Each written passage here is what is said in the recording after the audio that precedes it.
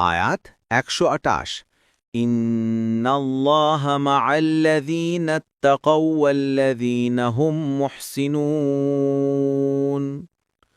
অনুবাদ: নিশ্চয় আল্লাহ তাদের সঙ্গে আছেন যারা তাকওয়া অবলম্বন করে এবং যারা মুহসিন।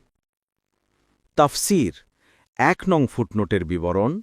এর সারমর্ম এই যে আল্লাহ তাআলার সাহায্য তাদের সাথেই থাকে যারা দুটি গুণে গুণান্বিত, তাকওয়া ও ইহসান।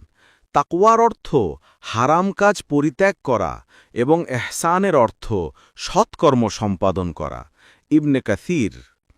অর্থাৎ যারা শরিয়াতের অনুসারী হয়ে নিয়মিত হারাম কাজ পরিত্যাগ করে আর সৎকর্ম সম্পাদন করে, আল্লাহ তাআলা তাদের সঙ্গে আছেন। বলা বাহুল্য যে ব্যক্তি আল্লাহ তাআলার সান্নিধ্য বা সাহায্য অর্জন করতে সক্ষম হয়েছে, তার অনিষ্ট সাধন করার সাধ্য কার? আল্লাহ তাআলার এ সঙ্গ শুধুমাত্র মুমিনদের জন্য বিশেষভাবে সুনির্দিষ্ট। এ সঙ্গের অর্থ সাহায্য, সহযোগিতা ও তৌফিক দান করা। বাগউই, নতুবা তিনি আরশের ওপরেই আছেন, তিনি কারো গায়ের সাথে লেগে নেই। ঈমানদারগণ আল্লাহ সান্নিধ্য বা সঙ্গ দ্বারা ধন্য হওয়ার কথা আল্লাহ পবিত্র কুরআনের বিভিন্ন স্থানে এসেছে।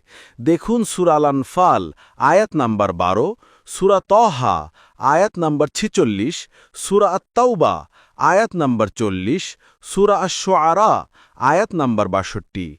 এর ছাড়া আরেক ধরনের সঙ্গ আছে যা আল্লাহর সাথে সমস্ত সৃষ্টির সম্পর্ক। সেটার অর্থ তিনি যাতে জ্ঞান ও শক্তিতে সবার সাথে আছেন, সবাই তার মুঠোয়, কেউ তার আয়ত্ত ও জ্ঞানের আওতার বাইরে নয়। এই ধরনের সঙ্গ কোনো প্রকার সম্মানের বিষয় নয়। এই বিষয়টিও আল্লাহ পবিত্র কুরআনের বিভিন্ন স্থানে উল্লেখ করেছেন। দেখুন সূরা আল হাদীদ আয়াত নাম্বার ৪, সূরা আল মুজাদালাহ আয়াত নাম্বার ৭, সূরা ইউনুস আয়াত নাম্বার ৬১। উসাইমিন আল কওয়াইদুল মুসলাহ।